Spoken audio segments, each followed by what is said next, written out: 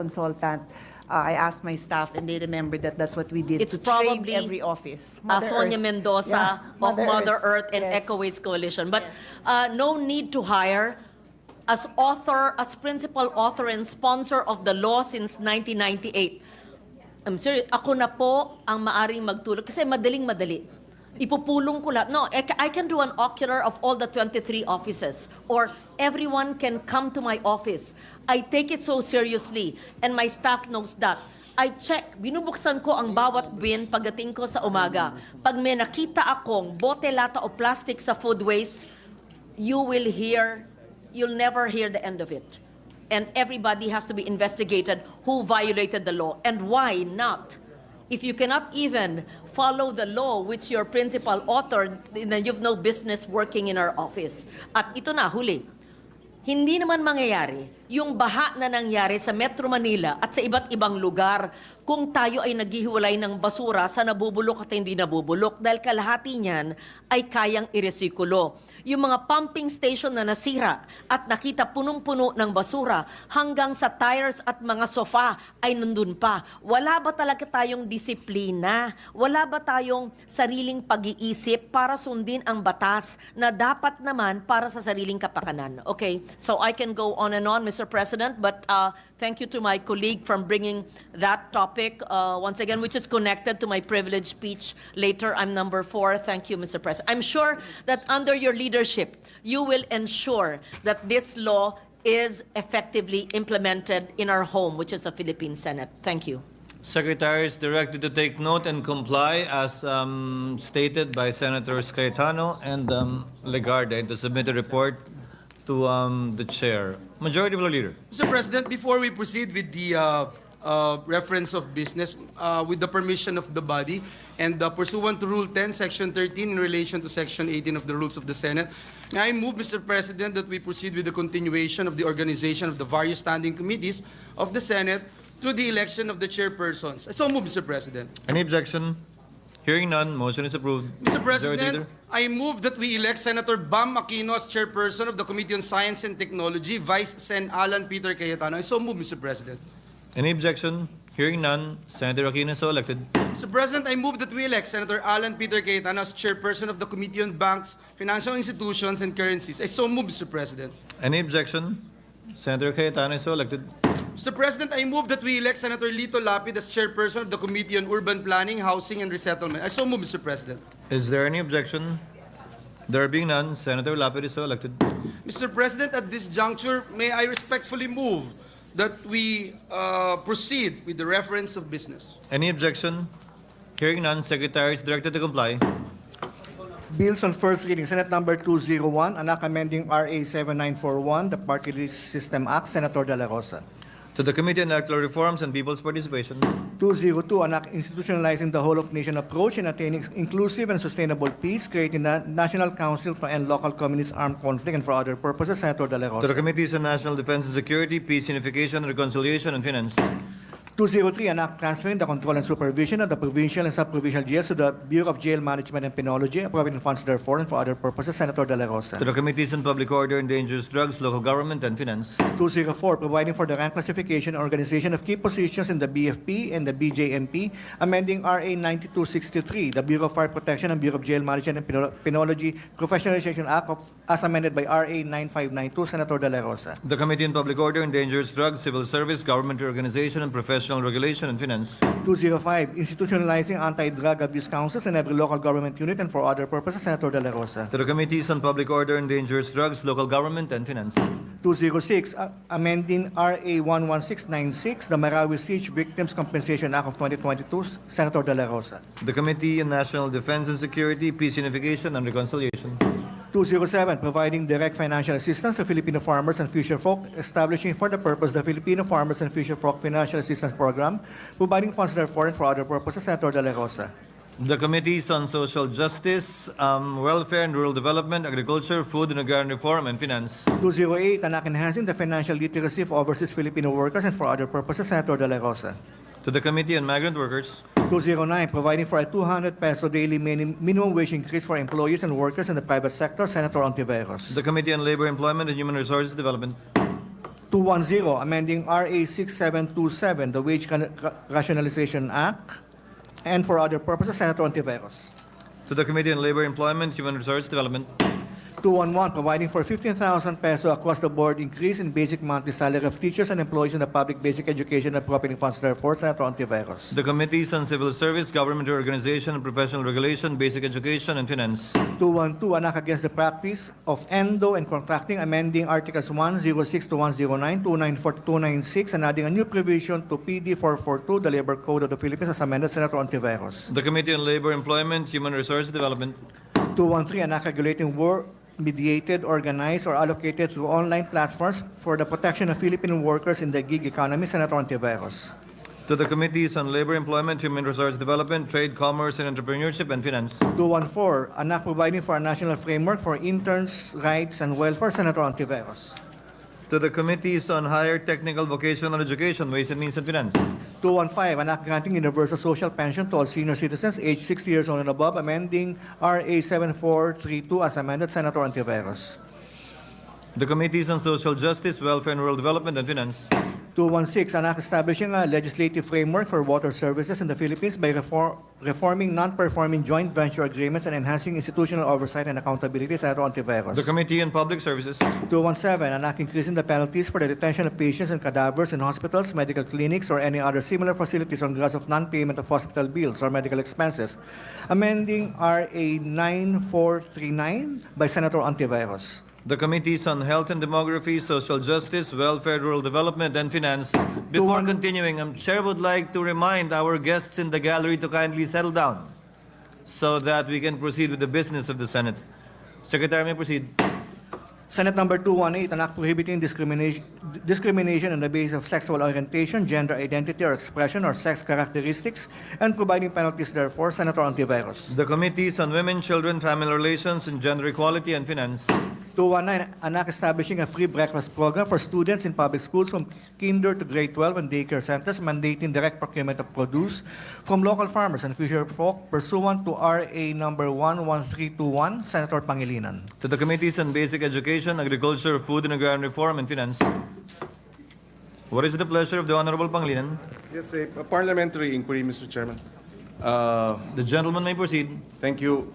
Perhaps the majority leader can guide us.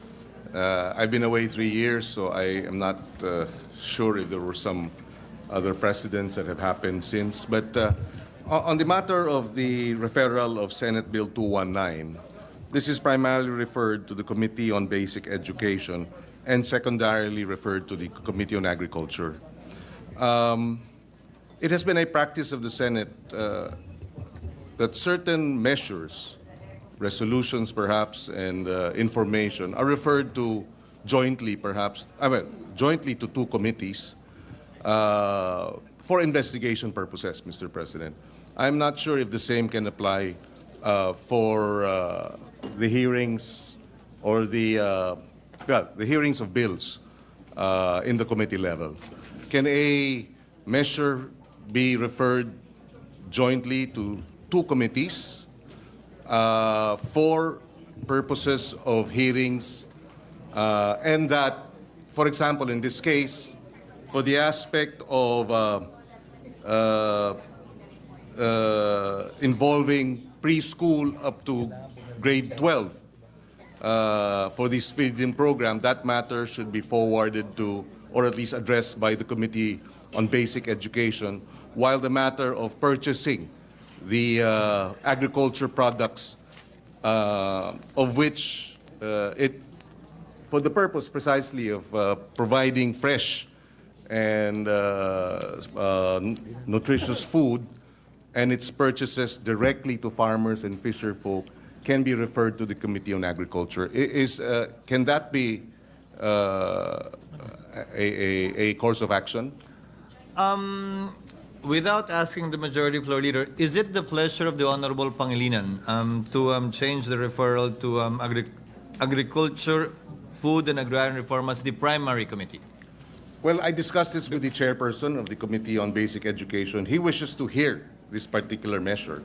And so the compromise, if it's acceptable to the body, is that on the issue of the involvement of the public schools and the daycare centers, that should be referred to the Committee on Education. While the issue on purchases by these institutions to the farmers and fisher folk organizations, that aspect, he has agreed, will be heard by the Committee on Education. Mr. President, if I may, I was just talking Majority Floor Leader. to some of our senior members here, Mr. President, and it has been a practice, Mr. President, that the whoever is leading the committee on the investigation, there can be another secondary committee, and upon the approval also of the primary committee, they can also hear it jointly, Mr. President. But if the pleasure of the distinguished gentleman from Pampanga would be to hear it jointly, the Committee on Basic Education being the primary committee and the secondary committee, ang Committee on Agriculture, pwede rin po yun, Mr. President. With the understanding, of course, that there will only be one committee Yes. report because there is only one Senate bill to be made or prepared by the committee, the primary committee, the Committee on Basic Education. Is that the understanding, That is Senator correct, Babae? Mr. President, that is correct. And so, With that understanding and given the Yes. concurrence of the chairman of the Committee on Basic Education, signaling a thumbs up sign for the record, and with the acquiescence of the majority floor leader, the motion of the Honorable Pangilinan is deemed approved. Thank you, Mr. President. Carried. Thank you, Majority Leader. thank you, Mr. President. Secretary will please continue. Senate number 220, prohibiting the conversion of irrigated and irrigable agricultural lands for non-agricultural uses, amending for the purpose Section 20 of RA number 7160, Senator Pangilinan. The Committees on Local Government, Agriculture, Food and Agrarian Reform. Senate number 221, an act creating the Department of Fisheries and Aquatic Resources, providing for its powers and functions, appropriating funds therefore and for other purposes, Senator The Pangilinan. Committees on Agriculture, Food and Agrarian Reform, Civil Service, Government Organization and Professional Regulation and Finance. 222, an act providing post-harvest facilities to rice farmers, Senator Pangilinan. The Committees on Agriculture, Food and Agrarian Reform, Public Works and Finance. 223, an act promoting the use of urban agriculture and vertical farming in the country's metropolitan areas to address food security concerns and regenerate ecosystem functions, appropriating funds therefore and for other purposes, Senator Pangilinan. The Committees on Agriculture, Food and Agrarian Reform, Basic Education and Finance. 224, an act providing for the preservation, reforestation, afforestation, and sustainable development of mangrove forests in the Philippines, providing penalties and for other purposes, Senator Pangilinan. The Committee on Environment, Natural Resources and Climate Change. 225, establishing the National Framework for Water Resource Management and creating the Department of Water Resources and Water Regulatory Commission, defining their mandate, powers, and functions, appropriating funds and for other purposes, Senator Pangilinan. The Committees on Public Services, Civil Service, Government Organization and Professional Regulation, Ways and Means and Finance. 226, prohibiting the selling and or buying of admission tickets to unauthorized sales channels, providing penalties and for other purposes, Senator Pangilinan. The Committees on Justice and Human Rights, Trade and Commerce and Entrepreneurship. 227, regulating the allocation and utilization of confidential intelligence funds, imposing penalties for misuse and misappropriation and for other purposes, Senator Pangilinan. The Committee on Finance. 228, prohibiting any form of interference by national government agencies with the use of the national tax allotment and locally generated revenues of local government units, Senator Escudero. Committee on Local Government, Ways and Means.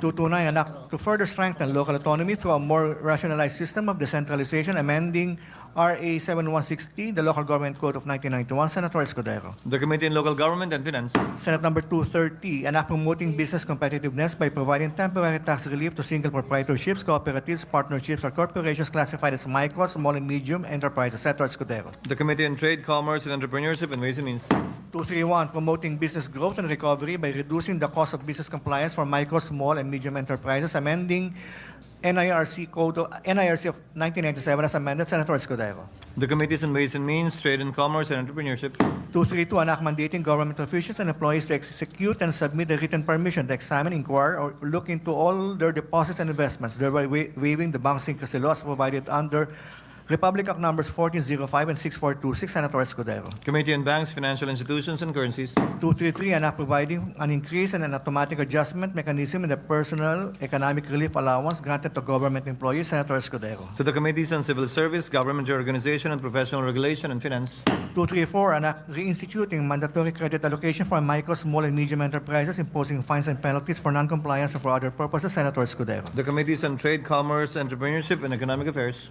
2 235, an act providing for the redevelopment of condominiums, amending for the purpose RA 4726, the Condominium Act. Senator Escudero. The Committees on Urban Planning, Housing and Resettlement, and Ways and Means. 236, establishing a tripartite council to address problems of unemployment, underemployment, job skills mismatch, and technology-induced job displacement, and appropriating funds therefore. Senator Escudero. The Committees on Higher Technical Vocational Education, Labor, Employment, and Human Resources Development and Finance. 237, lowering the compulsory retirement age of teachers and non-teaching school personnel of the Department of Education from 65 to 60 years old. Senator Escudero. The Committee on Civil Service, Government Organization, and Professional Regulation. 238, an act granting distinctive honors and privileges to national athletes, creating a national endowment fund for sports heroes and appropriating funds therefore. Senator Villanueva. The Committee on Sports, Ways and Means, and Finance. 239, an act providing for a new visa category for digital nomads and appropriating funds therefore. Senator Villanueva. The Committees on Justice and Human Rights, Ways and Means, and Finance. Senate number 240, an act establishing the national framework for water resource management and creating the Department of Water Resources and Water Regulatory Commission, defining their mandate, powers, and functions, appropriating funds, and for other purposes. Senator Villanueva. The Committees on Public Services, Civil Service, Government Organization, Professional Regulation, Ways and Means, and Finance. 241, an act penalizing the malicious distribution of false news and other related violations. Senator Villanueva. The Committees on Justice and Human Rights and Public Information and Mass Media. Senate number 242, an act amending RA 7309, introduced by Senator Villanueva. To the Committees on Justice and Human Rights, Social Justice, Welfare and Rural Development, and Finance. 243, an act mandating the establishment of rainwater harvesting facility for the management, maintenance, regulation, and utilization of rainwater runoff, improvement of ecological characteristics of catchments, and for other purposes. Senator Villanueva. The Committees on Public Works, Sustainable Development Goals, Innovation and Futures Thinking, and Ways and Means. Senate number 244, an act creating an agricultural pension program to provide social security and pension benefits to farmers and fisher folk. Senator Villanueva. The Committees on Agriculture, Food and Agrarian Reform, Social Justice, Welfare and Rural Development, and Finance. 245, establishing the Pagkain Para sa Lahat program and for other purposes. Senator Villanueva. To the Committees on Agriculture, Food and Agrarian Reform, Social Justice, Welfare and Rural Development, Ways and Means, and Finance. 246, an act providing for the creation of the Philippine Extractive Industries Transparency Initiative and for other purposes. Senator Villanueva. The Committees on Environment, Natural Resources, and Climate Change, Ways and Means, and Finance.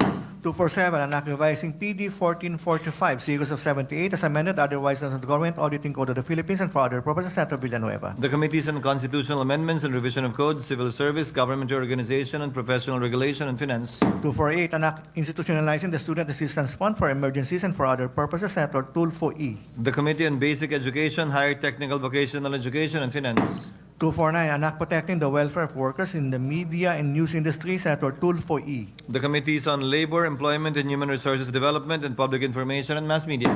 250, an act decriminalizing libel, repealing for this purpose Articles 353, 354, 355, 356, 357, 360, 361, and 362 of Act Number 3815, the Revised Penal Code, and Section 4C, Chapter 2 of RA 10175, the Cybercrime Prevention Act of 2012, introduced by Senator Tulfo E. To the Committee on Justice and Human Rights. Majority Floor Leader. Thank you, Mr. President. Mr. President, at this juncture, the distinguished gentleman from the great city of San Juan is seeking the Before floor. we recognize the Honorable Senate President Pro Tem, Chair would like to first greet the distinguished Majority Floor Leader, a belated happy birthday. And will therefore suspend session first before recognizing Senator Estrada so that our colleagues can greet our Majority Floor Leader. Session is suspended. Eligible. Sa mga lumahok sa bidding, ni isa ay walang karampatang karanasan para gumawa ng structural steel bridge project na kamukha ng Kabagan Santa Maria Bridge. Sa kabila nito, na-award pa rin sa RDIJC ang nasabing proyekto. In the said Special Committee Report of the DPWH, the filing of appropriate actions against the design consultant, Mr. Cañete, and the contractor, RDIJC, is being recommended. Ginoong Pangulo, sa mga umiral na batas, kapag nag-collapse ang isang struktura dahil sa depektibong plano, specifications, construction methods o paggamit ng substandard materials, dapat managot ang mga engineer at arkitekto na nag-prepare, nag-review at nag-aproba ng mga plano at ang kontraktor na nagsagawa ng proyekto. But aside from the truck driver, design consultant, and contractor, what about the public officials who exercised oversight functions? Why is there no mention of disciplinary actions against these supervising officials whose approval and oversight, or lack thereof, enabled this tragedy? Mr. President, wala tayong nabalitaan na nasuspending opisyal ng DPWH na may kinalaman sa proyektong ito. Wala rin tayong nabalitaan, iniimbestigahan sila upang panagutin. A bridge does not collapse overnight. Anumang maliit na bitak ay lumalala, lalo na kapag ito ay binabaliwala. This incident is more than a structural failure. It is a failure of governance. It exposes weaknesses in our systems, weaknesses that will persist if we refuse to confront them with transparency and resolve. And let me show you a video of the interview of DPWH Secretary Manuel Bonoan. Yung project ay mga dapat na nagot na opisyal sa pamahalaan at siguro sa private sector. Dito ho meron ng pwedeng gawing aksyon ng DPWH. I-relieve muna lahat ng opisyal ng DPWH na involved sa project na yun.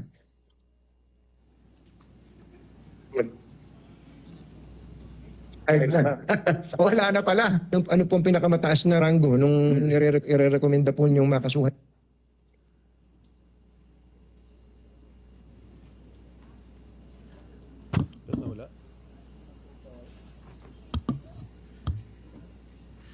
Malakas yata kay Bonoan yun.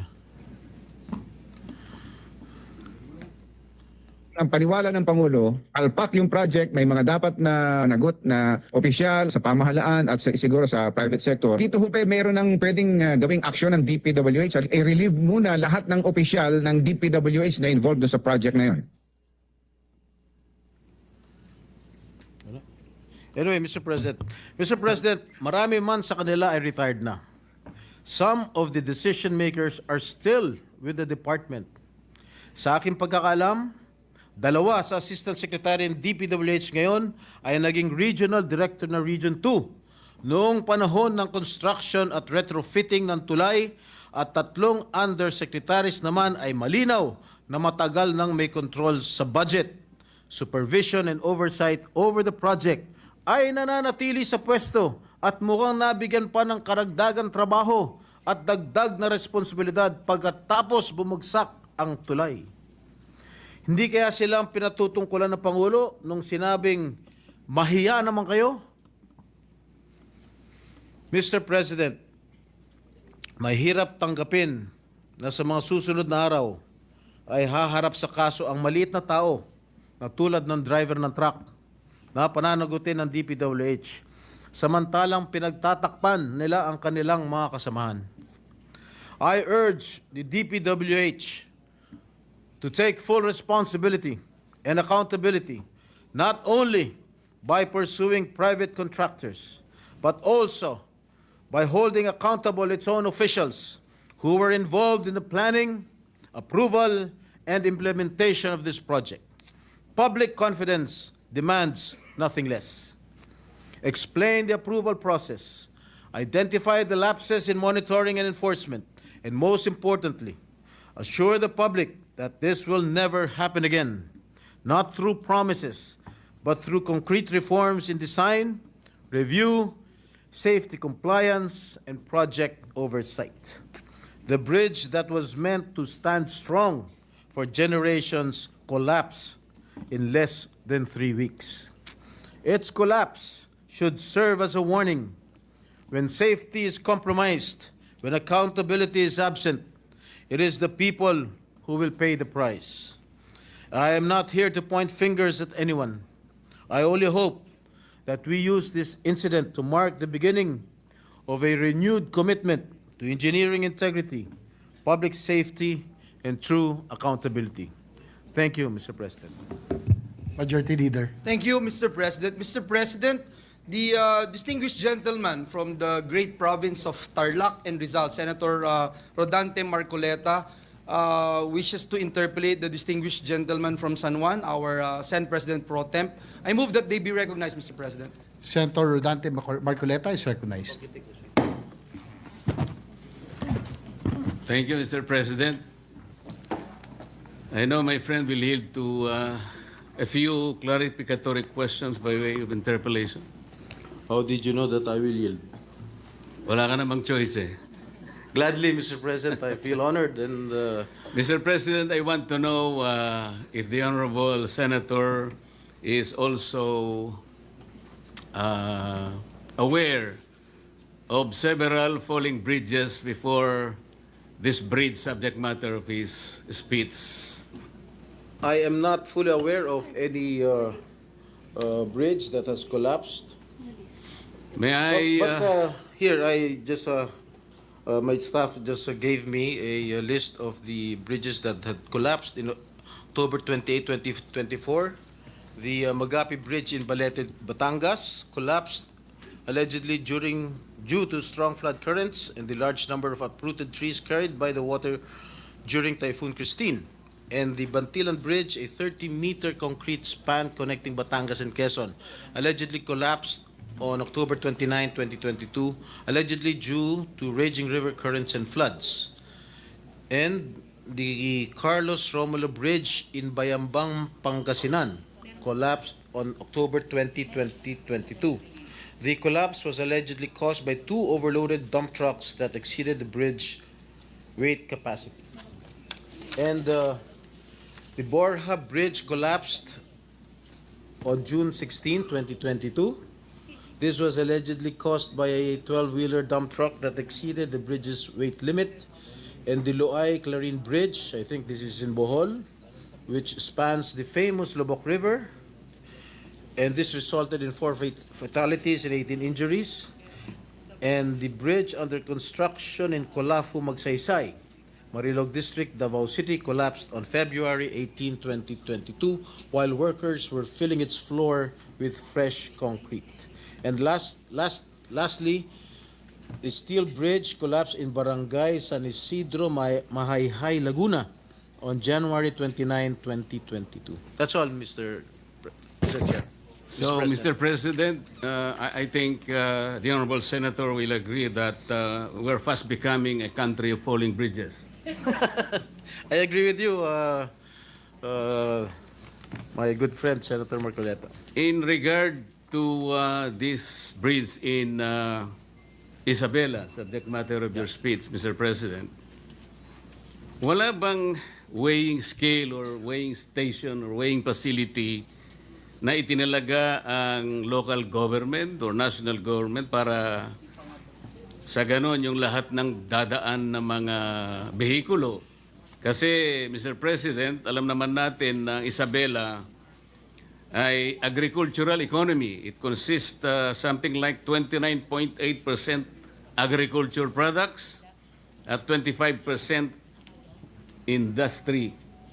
Kaya kinakailangan po siguro merong tagatimbang sa lahat ng mga truck na dadaan. Napakasimple naman sigurong problema ito. Bakit wala man lang nakaisip na maglagay po ng isang timbangan doon para sa mga sasakyan na dadaan? Sa aking pagkakalam po, Ginoong Pangulo, ay wala pong weighing bridge na nakalagay po rin sa Kabagan Santa Maria Bridge. Kaya siguro bigla na lang pumasok itong overloaded na truck na nag-weigh ng 89.63 metric tons. Kaya po bumagsak, overweight to ng 43 metric tons. Kaya siguro bigla akong bumagsak ang tulay ng Kabagan na Santa Maria Bridge, Ginoong Pangulo. Binanggit po ninyo sa inyong speech, Mr. President, Your Honor, na ang isa sa nakadidismaya matapos ito'y maimbestigahan sa pangunguna ng ating kasama, Senator Alan Peter Cayetano, ay nabahala po kayo na malinaw na may kawalan ng pananagutan mula sa mga taong responsable sa pagpapatupad ng proyektong ito. Tama po ba yung aking narinig? Tama po kayo, Ginoong Pangulo. Ibig bang sabihin po ay hindi natukoy ng investigasyon ng ating kasamahan ang mga responsableng tao na mayroong kasalanan dito sa bagay na ito? Ginoong Pangulo, ang sa pagkakalam ko, fact-finding lamang po ang ginawa ng Yun nga po. DPWH. Dahil At wala fact-finding- pong mga pangalan na binanggit. Ngayon, kung ako po itatanong ninyo kung sino-sino po ang magiging responsable, sasabihin ko po sa inyo kung sino-sino po itong mga ito. Salamat po, Mr. President, Your Honor, kasi po meron kayong binanggit dito na 2 assistant secretary ng DPWH sa panahon na ginagawa ang proyektong ito na nakatalaga sa Region 3 o Region 2 at 3 undersecretaries naman ang malinaw na meron ding control sa budget at supervision sa panahon na ito'y ginagawa. Tama po ba? Tama po kayo, Ginoong Pangulo. Para po malaman ng ating kapulungan, maaari po bang sabihin natin kung sino po itong mga taong tinutukoy po ninyo, Mr. President, Your Honor? Maraming salamat, Ginoong Pangulo. Nagtanong na rin po kayo kung sino-sino po itong mga tao. Hindi ko nabanggit sa aking privilege speech. Subalit nagtanong po kayo, mapipilitan ko pong ibulgar kung sino-sino po itong mga taong responsable sa pagbagsak nitong sa pag-collapse nitong tulay sa Kabagan, Santa Maria. Unang-una, si Assistant Secretary for Regional Operations in Luzon, Loretta Malaluan. She succeeded Neri Bueno, now Asik Bueno, as Region 2 Director. The time when the bridge project was already facing structural problems. Siya ang nagrekomenda noong January 2021 na pondohan ang retrofitting na nagkakalaga ng 233.5 million o yung pagsasagawa ng epoxy crack repairs. In March 2022, she formally requested that the project be reclassified from a replacement to a retrofitting strengthening project given the persistent structural issues.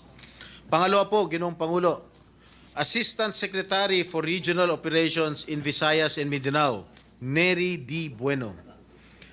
Siya po, as then Regional Office 2 Director, Engineer Bueno was involved in the implementation of Phase 1 and Phase 2 of this project.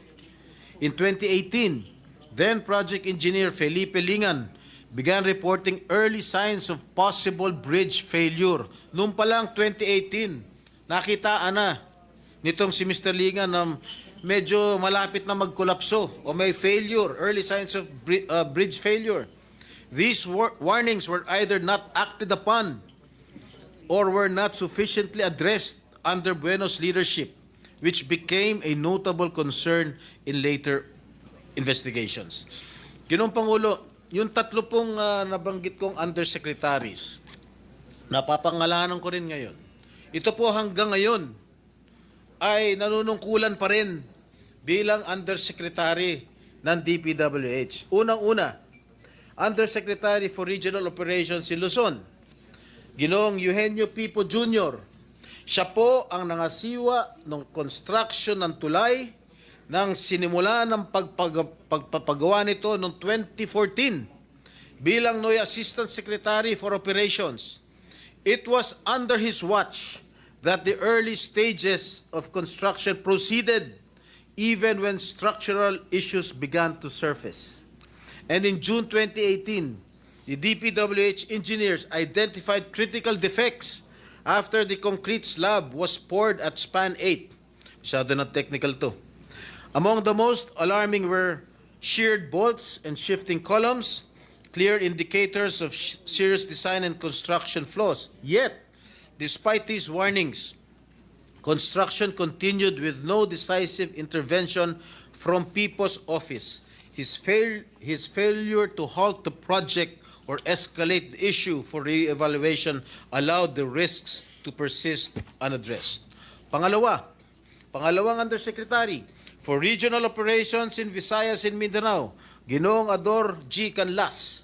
Siya po ay Assistant Secretary for Regional Operations in the Cordillera, Regions 1, 2, 9 at 13 noong taon 2022. Retrofitting began in 2023 with 285 million allocated for structural strengthening. The engineering designs were completed and submitted, and multiple iterations of the as-staked plans were prepared by DPWH Region 2. And during this phase, Undersecretary for Technical Services Ador Canlas became directly involved. He approved key engineering plans on December 19, 2023, and later a revised retrofitting plan on May 22, 2024. These approvals were crucial in authorizing the construction activities intended to stabilize the bridge. And lastly, Mr. President, Undersecretary for Planning Service and Public-Private Partnership Service, Maria Catalina Cabral. Ang kanyang opisina ang nag-aproba para pondohan ang isinagawang kontrobersyal na retrofitting ng tulay na dapat ang kontraktor ang gumastos dahil nasa ilalim ng warranty period. Dahil dito, gumastos pa ang ating gobyerno ng karagdagan na 400 million pesos. Ang halagang ito ay 50% ng original contract price ng tulay, Ginoong Pangulo. Yun lang po, Ginoong Pangulo. Mr. President, 3 undersecretaries, ibig bang sabihin ito, may basbas ito sa kanilang secretary, Mr. President? Well, that sa aking palagay, command responsibility po yan. Hindi naman po kikilos itong mga undersecretary kung wala hong basbas ang namumuno. Sinabi po niyo rito, Mr. President, Your Honor, na ang mga taong binanggit ninyo ay nabigyan pa ng karagdagang trabaho. Ano pong mga karagdagang trabaho ang naibigay pa, Mr. President, Your Honor?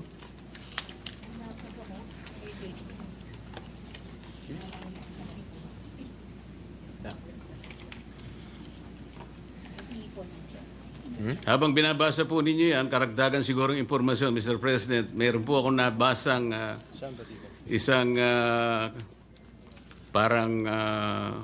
briefing na dalawa po sa binanggit yung undersecretaries parang nagkaroon po ng pagbabago, atas ng panibagong katungkulan, nagmula mismo sa tanggapan ng DPWH. Tama po kaya yun? Tama po Mr. kayo, President, Your Honor? Tama po kayo, Ginoong Pangulo. Nasaan? At binanggit din po ninyo sa inyong speech, Mr. President, Your Honor, na tila kayo'y nagsususpetsa at maring sila pinatutungkulan ng Pangulo nung sinabi niyang mahiya naman kayo. Ano po ang pinagbabatayan niyo rito? Malamang itong sinasabi ng ating Pangulo na pinatutungkulan ng ating Pangulo na mahiya naman kayo. Palagay ko, ito po yung mga opisyalis ng DPWH na kasangkot o kasabwat sa pagpapatayo nitong collapsed bridge na ito sa Isabela. Siguro po ang mas tamang isipin natin, ilan lang siguro sila sa pinatamaan ng Pangulo. Kasi nung sabihin ng Pangulo po ito, Mr. President, nakaharap po siya sa Kongreso eh. Napakarami pong contractor doon eh. Kayo po nakakaalam nun dahil kayo po nanggaling sa House of Hindi Representatives. po, tinatanong ko po kayo kung kayo isang ayon na maaring mas marami ang pinatutungkulo ng Pangulo. At hindi lamang po bagsakan ng tulay ang pinag-uusapan doon. Mr. President, Hindi Your po Honor. ako makakasagot niyan sapagkat hindi po Bakit ako naman po hindi kayo makakasagot? Hindi po ako Napakasimple nanggaling lang po ng tanong ko sa inyo. sa House of Representatives. Kayo po nanggaling sa House of Representatives. Malamang kayo po nakakaalam kung marami po ang pinatutungkulan ng ating Pangulo, Ginoong Pangulo. Talagang marami, ako po sinasabi ko sa inyo, marami pong kontraktor doon. Ang tanong ko lang kung kayo'y sumasang-ayon sa aking pananaw. Ay yes, sumasang-ayon po ako sa inyong pananaw. Ayun. Kung kayo po ay naniniwala, maniniwala rin po ako. Mr. President, Your Honor, di ba pangkaraniwan pagka meron po tayong itinatayong isang infrastructure, lalong-lalo na po yung mga vertical infrastructure. Malimit po nating nakikita, nakatabi po yung meron pong parang banner yung, anong tawag doon? Yung COA. Merong billboard po ang COA. Billboard. Na kung saan nakalagay yung ilang mga detalye, pangalan ng proyekto, yung, minsan po pangalan po ng politiko nandun. yung halaga ng proyekto, yung description hanggang saan, di ba? Yung contractor kung sino yon. Pero nananatili lang na isang billboard. At hindi naman nagkakaroon ng updated report ang COA kung ilan porsyento na halimbawa after a while ang natatapos. Nananatili lang isang billboard na akala mo nagbabantay sa project. Tama po kayo. Kaya ko po tinatanong ito, Mr. President, nangyari po ito sa Misamis Occidental. Nagtayo ng isang irregular na proyekto. Sa pondong-pondo pa lang, Mr. President, saan ka nakakita ng isang housing project ang pondo manggagaling sa DPWH?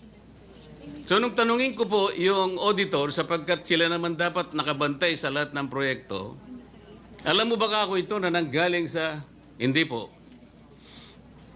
Alam mo ba rin ba ako na yung titulo na pinagtayuan ng project na yan ay hindi pag-aari ng syudad? Hindi rin po.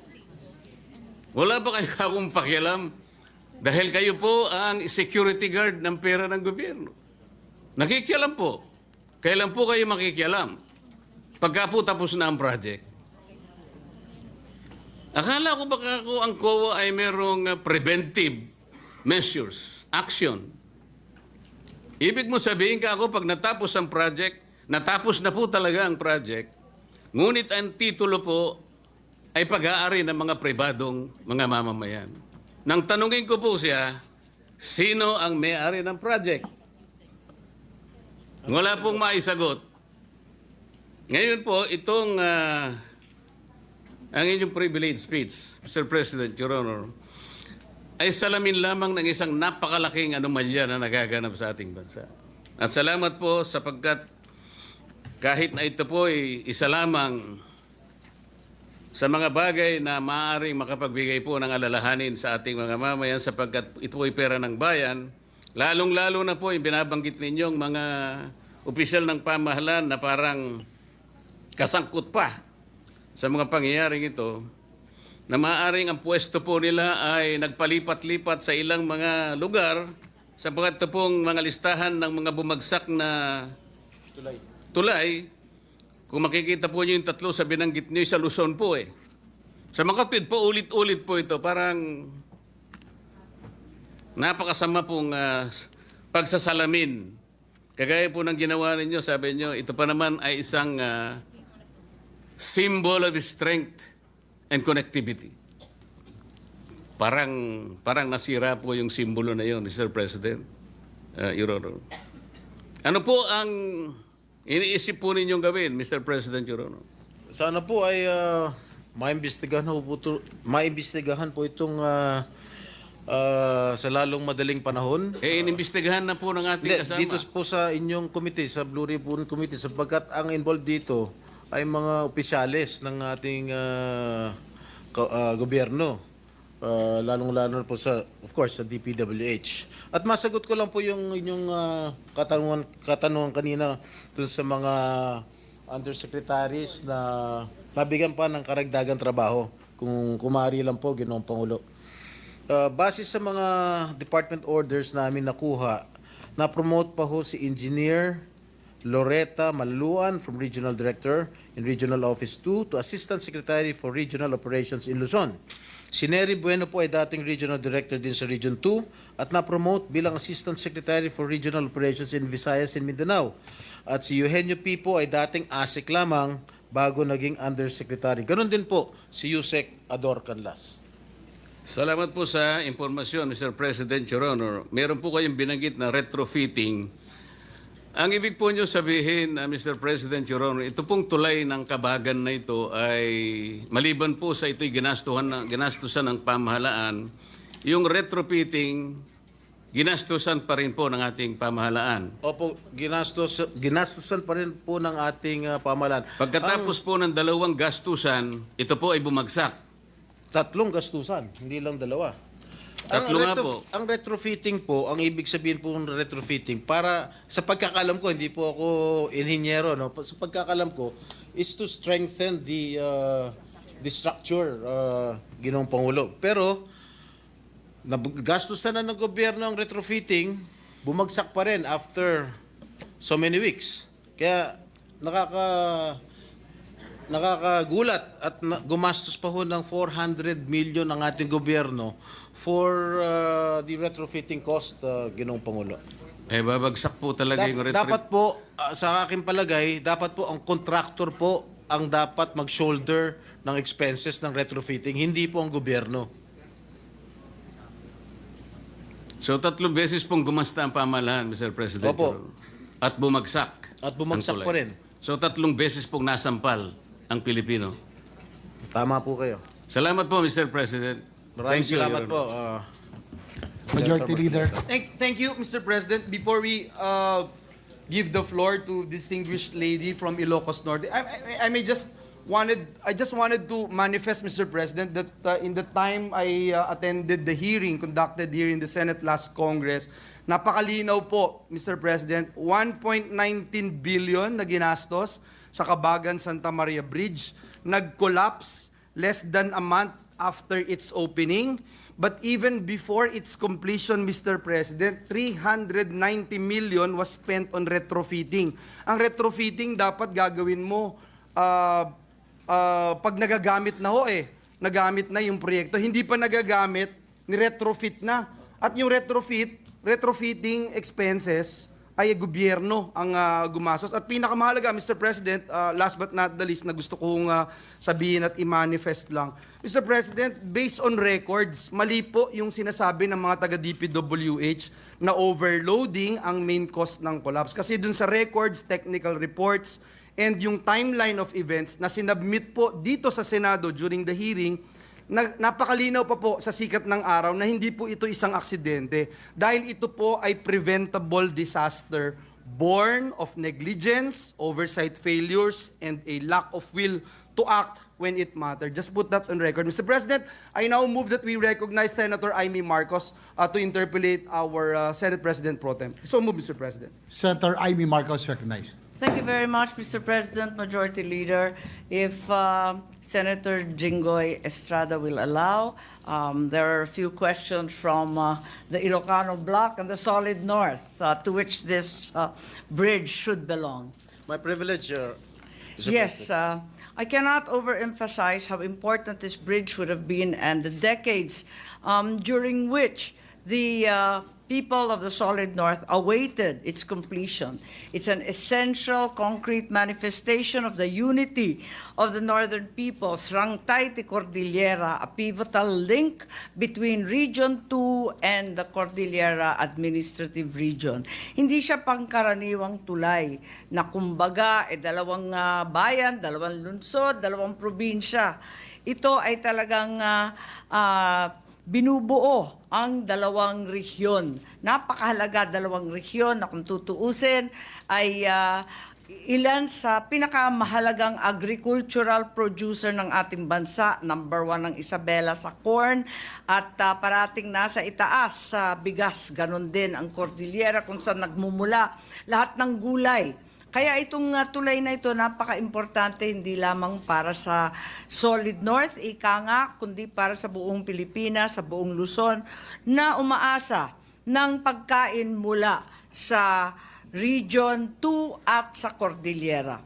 Nung bumagsak ito, noong February 27, 5 buwan nang nakalipas, inatupag namin lahat ng record, lahat ng investigasyon para alamin kung sino talaga at ano talaga ang dahilan kung bakit.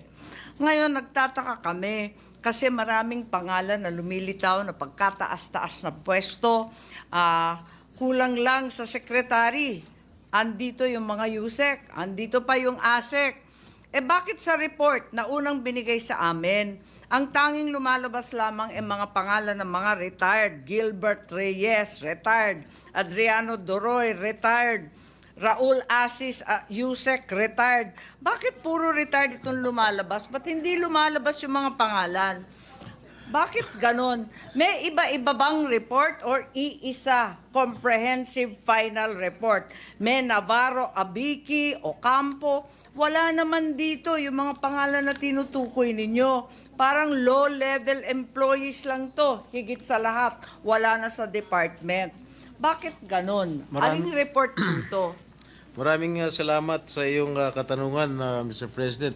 I can only surmise, Mr. President, na talagang baka meron ho silang kino-cover up, meron ho silang tinatakpan ng mga opisyales ng DPWH. Kaya yung mga nabanggit niyong mga pangalan, lahat po yung mga pangalan niyan ay mga retirado na Yun na nga, DPWH. Yung mga nabanggit ko pong pangalan ay active pa rin na nagtatrabaho at nanunungkulan bilang ASEC, bilang USEC ng DPWH. That's why I can only surmise na talagang meron ho silang na tinatago o kino-cover up o Meron bang pinoprotektahan. whitewash tayong Ano po? napapansin? May whitewash ba tayong napapansin? May cover up ba? 5 buwan na ang nakalipas mula nung bumagsak ang tulay noong Pebrero.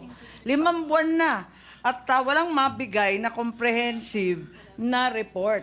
Well- Tuwing manghihingi kami ng report, iba na naman ang lalabas. Tapos, yung maliliit na tao, tulad ng truck driver, ang tanging sinisisi, pagkatapos yung mga kung sino-sinong direktor lamang ang pinupunteriya.